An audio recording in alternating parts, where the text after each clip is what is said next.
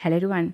जैसे drama start होता है तो हम देखते हैं कि फीमेल सीसी को उसकी फैमिली लाकर रोड पर फेंकती है। तो वो लोग उसे फोर्स करते हैं कि इस मर्डर का ब्लेम तुम खुद पर लो। सीसी जी फैमिली की रियल बेटी है।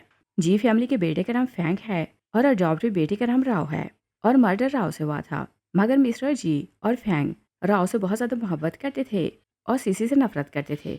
वो उसे बोलते हैं कि राव जेल की सख्तियाँ बर्दाश्त नहीं कर सकेगी तो वहाँ तुम जाओ। सीसी बोलती है कि मर्डर इसने किया है तो मैं जेल नहीं जाऊंगी, ये अपनी पनिश खुद भुगतेगी। राव अपने डैड को बोलती है कि आप इसे बोलें कि ये जेल जाए। और राव क्योंकि मिस्टर जी की गर्लफ्रेंड की बेटी थी और अपनी फैमिली को उसने यही बोला था कि उसने उसे अडॉप्ट किया है और वो अपनी गर्लफ्रेंड से बहुत ज़्यादा मोहब्बत करता था तो उसे नैनी बनाकर अपने घर में लाया था और उसकी बेटी को अडॉप्ट कर लिया था।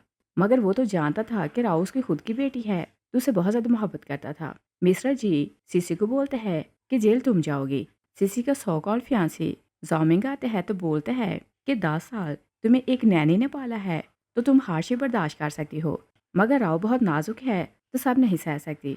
वो लोग उसे फोर्स करते हैं कि तुम साइन करो कि मर्डर तुमसे हुआ है। सीसी मना कर देती है। फैंग गुस्से में आता है।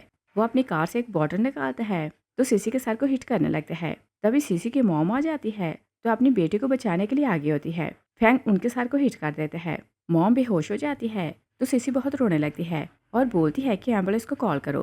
फैंग उसे बोलते हैं कि तुम साइन करो तो मैं मॉम को हॉस्पिटल ले जाऊंगा। सीसी गुस्से में आती है तो बोलती है कि तुम्हें कोई हक नहीं कि इन्हें मॉम बुलाओ क्योंकि एक कातल को बचाने के लिए तुमने अपनी माँ की जान लेने की कोशिश की है। मॉम बेहोश हो चुकी थी। जी फैमिली पुलिस को बुलाती है तो सब लोग मिलकर गवाही देते हैं कि कत्ल सीसी ने किया है। पुलिस सीसी को अरेस्ट कर लेती है। सीसी अपने भाई को बोलती है कि मॉम को हॉस्पिटल लेकर जाओ और वार्न करती है कि अगर मॉम को कुछ हुआ या इन पर किसी ने टॉर्चर किया तो मैं वापस आने के बाद 100 गुना बदला लूंगी। और जी फैमिली ने सिफारिश करवा कर सीसी को एंडलेस जेल भेजा था और ये जेल बहुत डेंजरस थी। और सीसी जब जेल जाती है तो वहाँ उसे वर्ल्ड के 4 डेंजरस मेडिकल मास्टर मिल जाते हैं। पहली टीचर उसे मेडिसिन सिखाती है और इस टीचर के पास ऐसी मेडिसिन थी जो ऑलमोस्ट मरे हुए को जिंदा कर सकती थी। दूसरी टीचर उसे पॉइजन का नॉलेज सिखाती है और सीसी को पॉइजन की क्वीन बना देती है।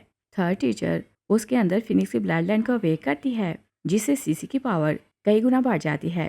फोर्थ मास्टर उसे ऐसी ट्रिक सिखाती है कि वर्ल्ड के पावरफुल लोग उसके सामने झुकें और 3 साल के अंदर एक काम सी लड़की डार्क वेब की डेंजरस किलर बन जाती है और जेल में हर कोई उसके सामने झुक रहा था।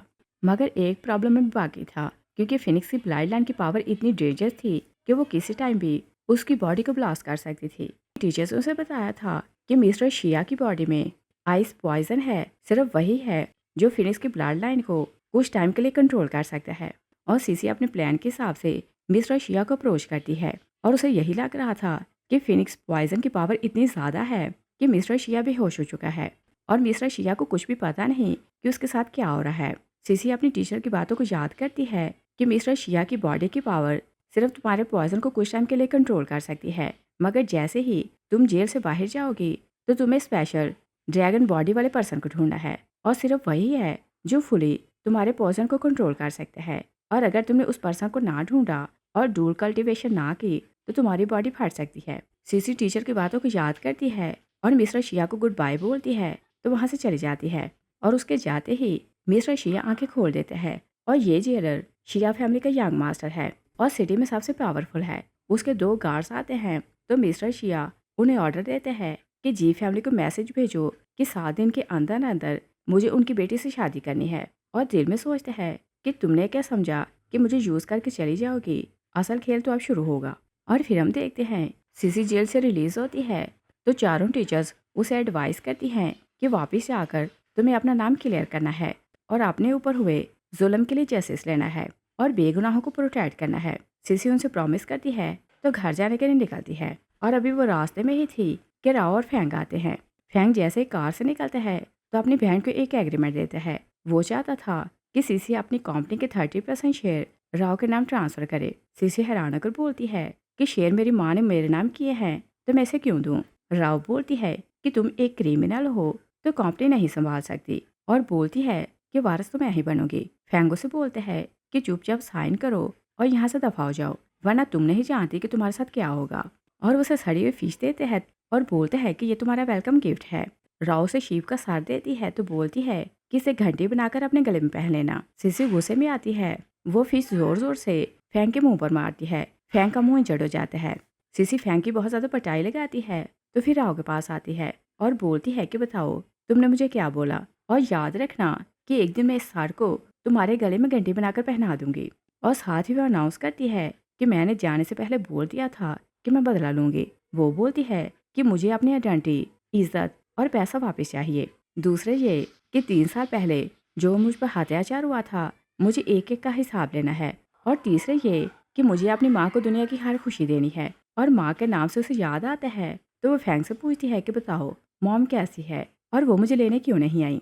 दूसरी साइड पर देखते हैं कि सीसी की मॉम को राव की मॉम ने घर पर कैदी बनाकर रखा था और उन्हें बेसमेंट में लॉक किया हुआ था। और यही घर की नैनी थी जिसे सीसी की माँ ने तरस खाकर नौकरी दी थी, मगर अब वही घर की मालकिन बन चुकी थी। और जैसे सीसी जेल गई थी तो मिस्टर जी ने धूमधाम से इसी नैनी से शादी कर ली थी। राव की मॉम सीसी की मॉम को ह्यूमिलेट करती है तो बोलती है कि तुम और तुम्हारी बेटी यहाँ पहुँचने तक सिर्फ एक सीढ़ी थी और मैंने तुम दोनों को यूज़ किया क्योंकि मुझे तुम्हारे हस्बैंड से शादी करना थी। और फिर वो से बोलती है कि तुम्हारे पास खानदानी जेवर और कीमती चीज़ें हैं तो वो मुझे दो। सीसी की माँ बोलती है कि वो चीज़ें मेरी बेटी के दहेज के लिए है।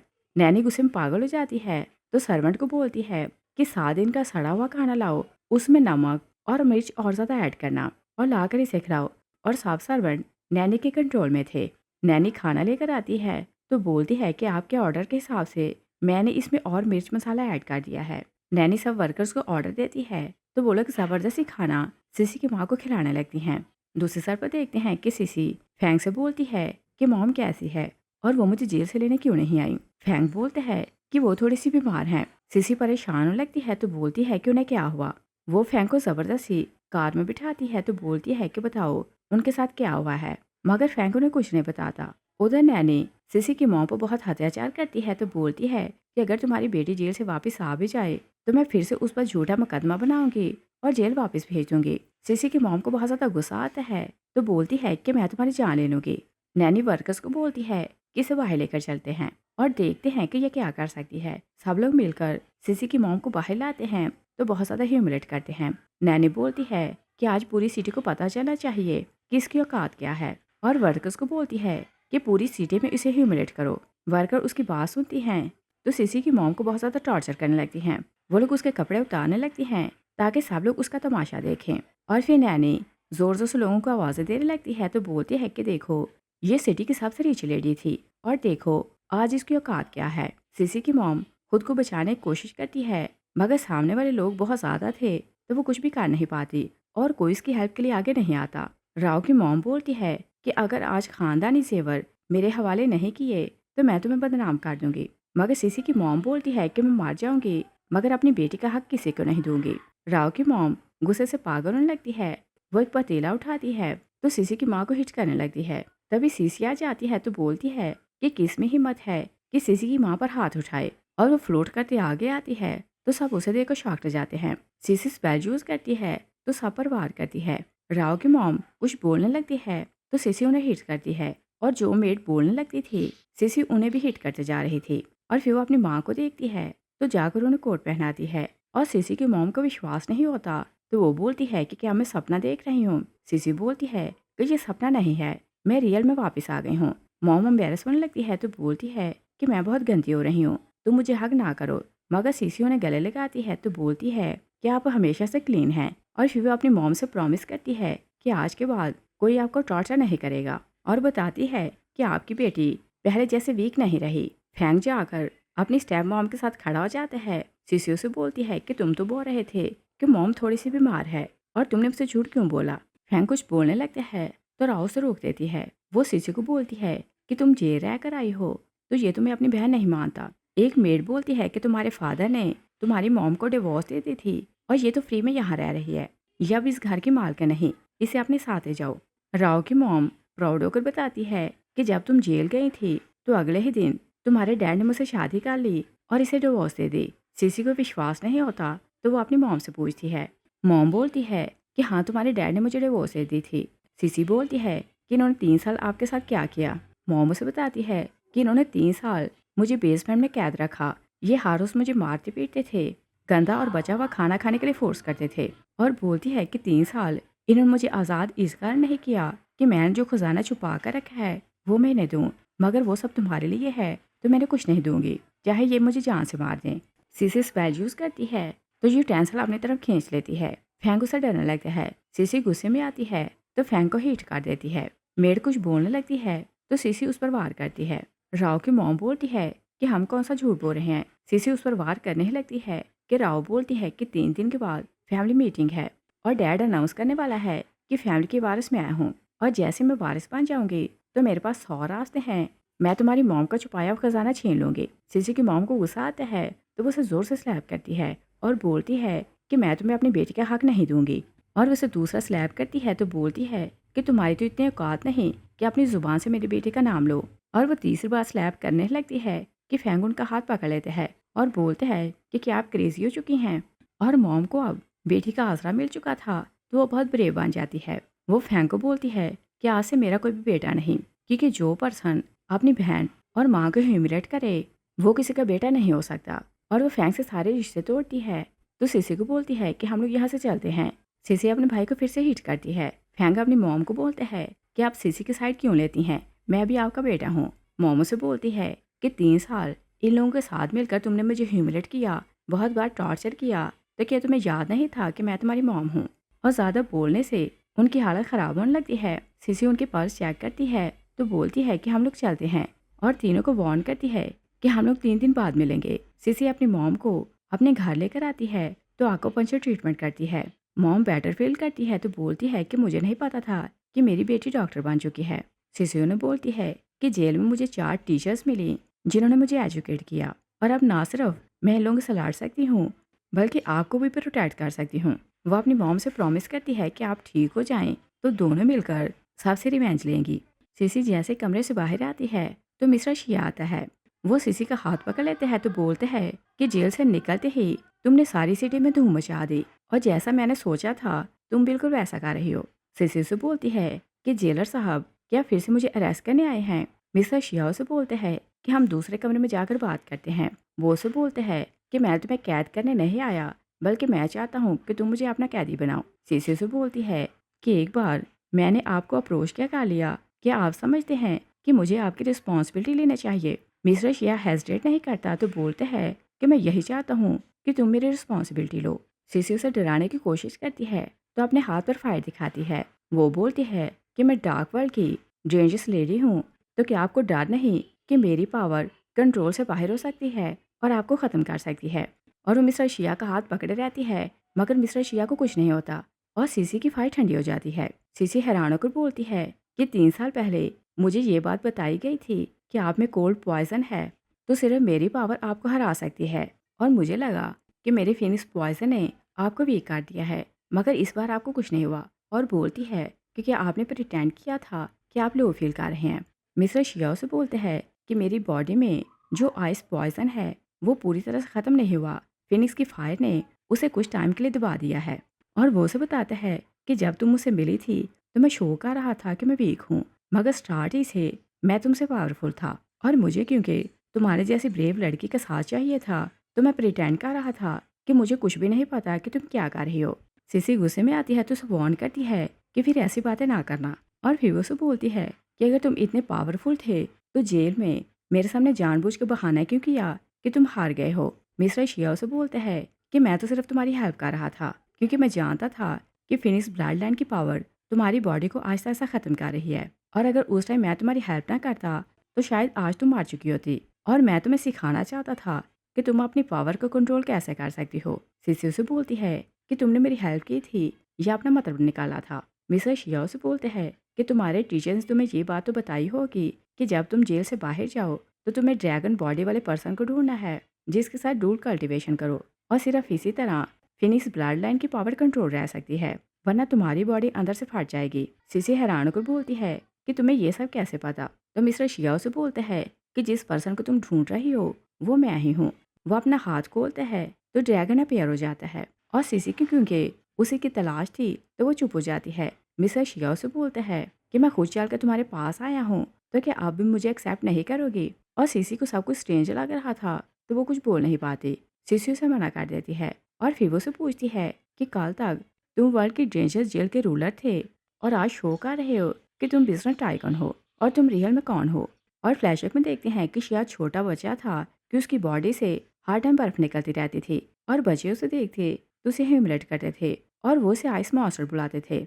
और शिया ये बात जानता था कि अगर वो किसी को टच करेगा तो फ्रीज होकर सामने वाला मार सकता है। वो लोगों से दूर रहता था मगर बच्चे थे कि फिर भी उसे ह्यूमिलेट करते थे और आज बच्चे उसे बुली कर रहे थे तो वो उसे फाइट नहीं करता क्योंकि वो जानता था कि वो उन्हें हर्ट कर सकता है। तभी सीसी आती है तो बच्चों को वहां से भगा देती है और वो शिया के पास आने लगती है तो शिया उसे बोलता है कि जो को मुझे टच करता है वो फ्रीज होकर मार जाता है, तुम भी मुझसे दूर रहो और मैं तो आइस मॉन्स्टर हूँ। सीसी उसे बोलती है कि तुम मॉन्स्टर नहीं हो। वो उसे हक करती है तो शिया शॉक रह जाता है क्योंकि सीसी फ्रीज नहीं हुई थी। सीसी उसे रिलैक्स करती है तो बोलती है कि तुम्हारे अंदर स्पेशल पावर है मगर तुम्हें ये नहीं पता कि इसे कंट्रोल कैसे करना है। अगर तुम इसे कंट्रोल करना सीख जाओ तो कोई तुम्हें हर्ट नहीं करेगा। सीसी वहां से चली जाती है और शिया उसे बहुत इंप्रेस होता है तो मन ही मन में वो डिसाइड करता है और सीसी से प्रॉमिस करता है कि जब मैं बड़ा हो जाऊंगा और अपनी पावर को कंट्रोल करना सीख जाऊंगा तो तुम्हें ढूंढ कर तुमसे शादी करूंगा और हमेशा तुम्हें प्रोटेक्ट करूंगा।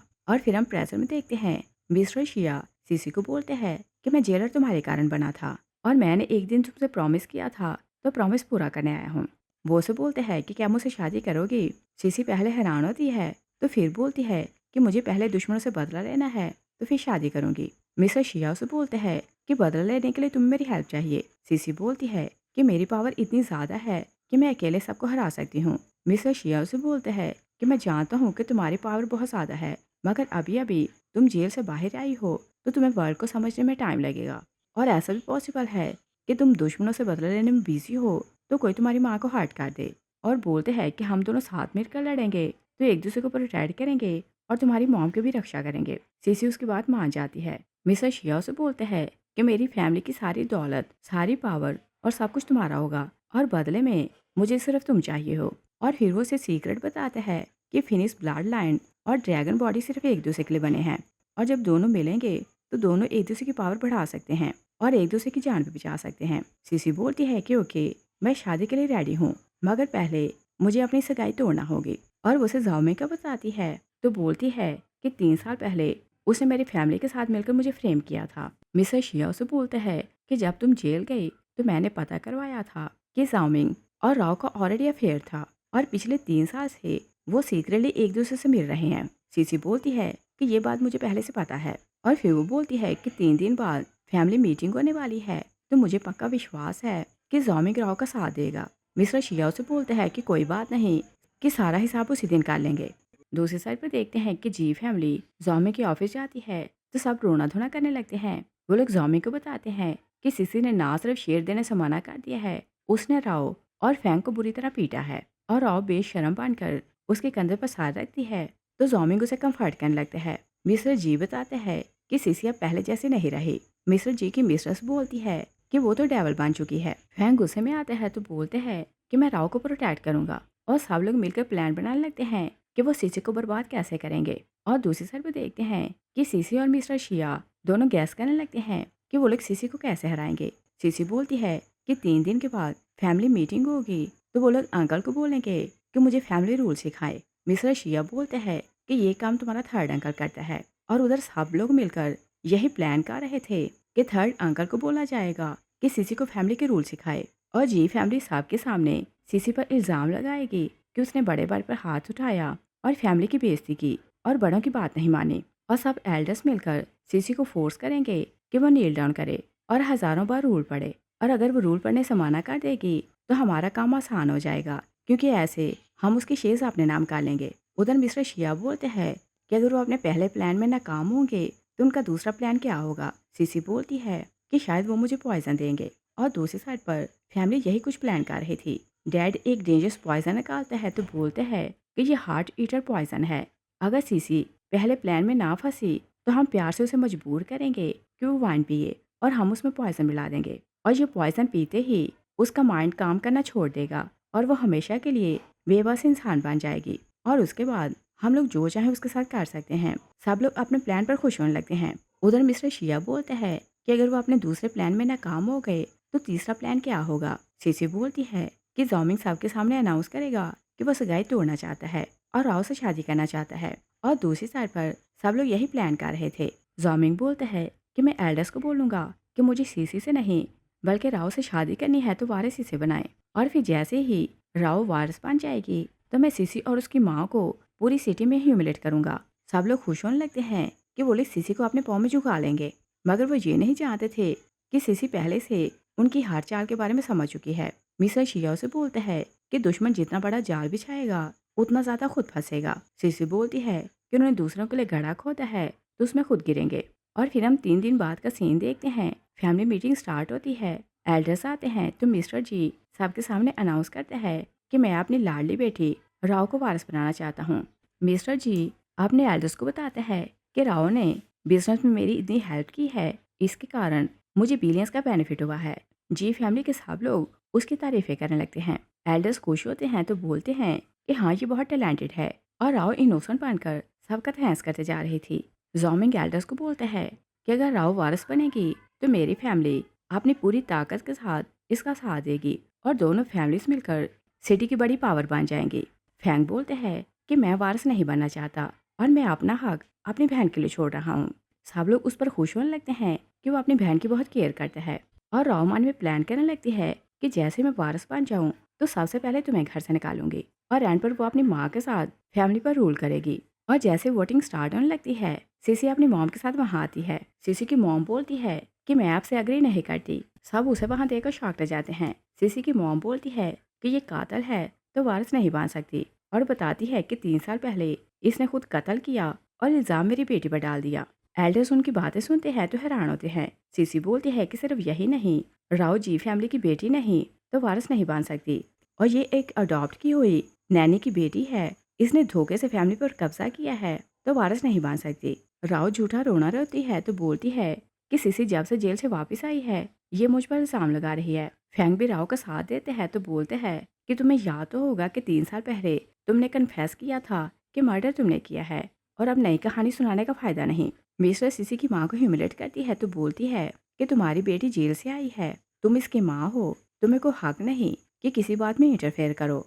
और बोलती है कि घर के नौकरों की भी तुमसे ज़्यादा इंपॉर्टेंस है। राव नौटंकी करती है तो एल्डर्स को बोलती है कि मैं तो सीसी को हमेशा से बहन मानती हूँ, मगर ये क्योंकि जेल जा चुकी है और बिजनेस चलाना नहीं जानती तो अच्छा होगा कि ये अपनी वीकनेस को मान ले और खामोशी से चली जाए। सीसी बोलती है कि अगर तुमने बोल दिया कि कत्ल मैंने किया था तो क्या तुम्हें लगता है कि हर कोई विश्वास कर लेगा? राव बोलती है कि तुमने खुद कन्फेस किया था कि कत्ल तुमने किया है। सीसी बोलती है कि मेरे पास तो एविडेंस है कि कातिल तुम हो। वो सबके सामने पिक्चर्स फेंकती है तो एल्डर शॉक रह जाते हैं। वो मिस्टर जी को बोलते हैं कि तुमने हमसे झूठ बोला कि कत्ल सीसी ने किया है।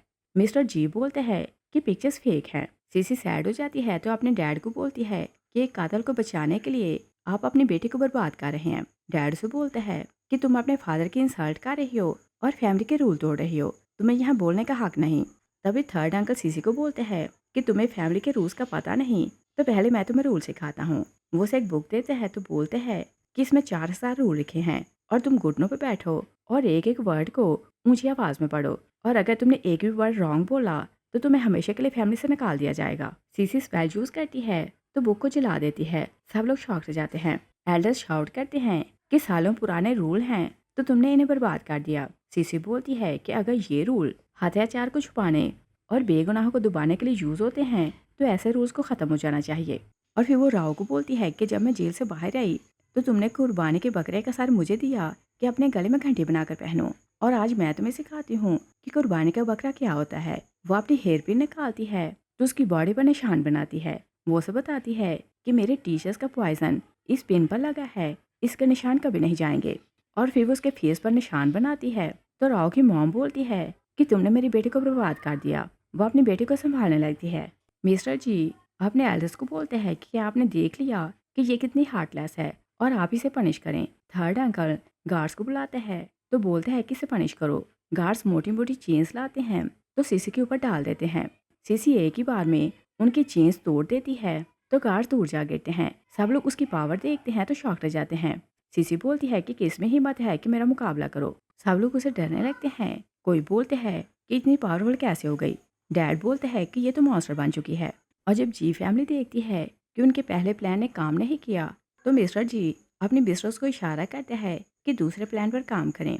मिस्ट्रेस कप में वाइन डालती है। उसने अपने हाथ में पॉइजन छुपा रखा था, तो चालाकी से पॉइजन वाइन में मिला देती है और फिर बोलती है कि लड़ाई में क्या रखा है, हम लोग सुलह करते हैं। और जिस ग्लास में नहीं थी वो वाला वो खुद पीती है, तो पॉइजन वाली वाइन वो सीसी को देती है और बोलती है ये पियो और सब कुछ भूल जाओ। एल्डर्स भी बोलते हैं कि हाँ, हम लोग फैमिली हैं, सब कुछ भूल कर सुलह करो। सीसी की मॉम उसे बोलती है कि शायद इसमें पॉइजन हो तो तुम इसे नहीं पियोगी। सीसी कप पकड़ लेती है, वो उसे स्मेल करती है तो बोलती है कि क्या आप श्योर हैं कि इसमें पॉइजन नहीं। मिसेस बोलती है कि नहीं, इसमें पॉइजन नहीं है। सीसी मिसेस को अपनी तरफ खींचती है तो ज़बरदस्ती उसे वाइन पिला देती है। मिसेस जैसे ही वाइन पीती है तो उसके मुंह से ब्लड निकलने लगता है। जी फैमिली और जॉमी बहुत घबरा जाते हैं, मगर एल्डर शॉक रह जाते हैं। फैंक के मुंह से फिसल जाते हैं कि ये तो हार्ट ईटिंग पॉइजन है, इसका कोई भी इलाज नहीं। घूस डॉक्टर के अलावा कोई इसका इलाज नहीं कर सकता, तो हम बोलो उसे कहाँ ढूंढे, क्योंकि 7 दिन के अंदर अंदर अगर इनका इलाज ना हुआ तो ये तड़प तड़प कर मर जाएंगी। सीसी की मॉम शॉक रह जाती है, तो फैंक और अपने हस्बैंड को बोलती है कि तुम लोग बहुत डेंजरस हो, तुमने मेरी बेटी को मारने के लिए इतना डेंजरस प्लान क्यों बनाया। राव शाउट करने लगती है कि कोई मेरी मॉम को बचाओ। जॉमिंग उन्हें अपनी खानदानी दवा देते हैं तो बोलते हैं कि इससे पॉइजन की ओर तो नहीं होगा, मगर कुछ टाइम के लिए ये मेडिसिन पॉइजन के इफेक्ट को स्टॉप कर सकती है। वो राव से प्रॉमिस करते हैं कि मैं घूस डॉक्टर को ढूंढ लूंगा तो तुम्हारी माँ का इलाज करवाऊंगा। और एल्डर्स ये नहीं देखते कि उन लोगों ने सीसी को मारने के लिए कितना डेंजरस प्लान बनाया था। वो जॉमी की तारीफें करने लगते हैं कि वो राव से बहुत मोहब्बत करता है तो उसके लिए कुछ भी कर सकता है। जॉमिंग बहुत गुस्से में था कि सीसी ने राव की मॉम को पॉइजन पिला दिया। वो उसे बोलता है कि तुम हर टाइम गुस्से में रहती हो तो तुम मेरी फियांसी बनने के लायक नहीं। सीसी उसे बोलती है कि बताओ तुम्हारी फियांसी बनने के लायक कौन है, तो जॉमिंग बोलता है कि सिर्फ राव। वो एल्डर्स को बोलता है कि मैं आप सबके सामने सीसी से सगाई तोड़ रहा हूँ और मैं राव से शादी करूंगा। राव का डैड खुश हो जाता है तो बोलता है कि तुम बहुत अच्छे हो, क्योंकि एक जेल में रही हुई लड़की तुम्हारी वाइफ बनना डिजर्व नहीं करती। सीसी की मॉम अपने हस्बैंड को देखकर दुखी होती है तो बोलती है कि क्या रियल में तुम इन दोनों के लिए मुझे और मेरी बेटे को छोड़ रहे हो, और क्या तुम्हें पछतावा तो नहीं होगा। मिस्टर जी बोलते हैं कि तुमसे शादी करना मेरी लाइफ का बड़ा दाग है और मुझे तो खुशी है कि मैं तुम दोनों को छोड़ रहा हूँ। वो कसम खाता है कि मुझे कभी रिग्रेट नहीं होगा कि मैं तुम दोनों से रिश्ता तोड़ रहा हूँ। जॉमिक सीसी को सगाई तोड़ने के पेपर देता है। सीसी पेपर फेंक देती है तो बोलती है कि तुम घटिया और बेवफा हो, तो तुम मेरे हस्बैंड बनना डिजर्व नहीं करते और मैं तुम जैसे से कभी शादी नहीं करूंगी। और जिस दिन मुझे जेल भेजा गया, मुझे उसे पहले ही पता था कि तुम्हारा राव के साथ अफेयर है। राव की मॉम चिल्लाने लगती है कि ये मेरी बेटी पर इल्जाम लगा रही है, और फिर वो सब कुछ कन्फेस कर लेती है तो बोलती है कि हाँ, मुझे पता है कि दोनों रिलेशन में हैं। और वो प्राउड होकर बताती है कि बर्थ के टाइम मैंने तुम दोनों को स्विच कर दिया था, क्योंकि मैं चाहती थी कि मेरी बेटी अच्छी लाइफ जिए। मिस्टर जी ऑलरेडी सब कुछ जानता था, तो वो कुछ नहीं बोलता और ना ही एल्डर्स कुछ बोलते हैं। जॉमिंग बोलते हैं कि 3 साल पहले अगर तुम जेल ना भी जाती तो भी मैं तुमसे शादी ना करता, और भला तुम जैसी से शादी कौन करेगा। तभी फैंक बोल देता है कि हम लोगों ने डिसाइड किया था कि अगर सीसी अपने सारे शेयर्स राव को दे देगी तो हम इन दोनों को कुछ पैसे देंगे कि ये आराम से अपनी लाइफ गुजार सकें। राव से गुस्से में देखती है तो बोलती है कि क्या तुम इनका साथ दे रहे हो। फैंक डरने लगते हैं तो बोलते हैं कि नहीं, मैं तुम्हारी साइड पर हूँ। और मॉम जब देखती है कि उसका बेटा किसी और के कंट्रोल में है तो बोलती है कि सिर्फ एक बार ही सही अपनी बहन का साथ दो। मगर फैंक अपनी माँ का हाथ छोड़ देते हैं और बोलते हैं कि मैं सिर्फ राव का साथ दूंगा।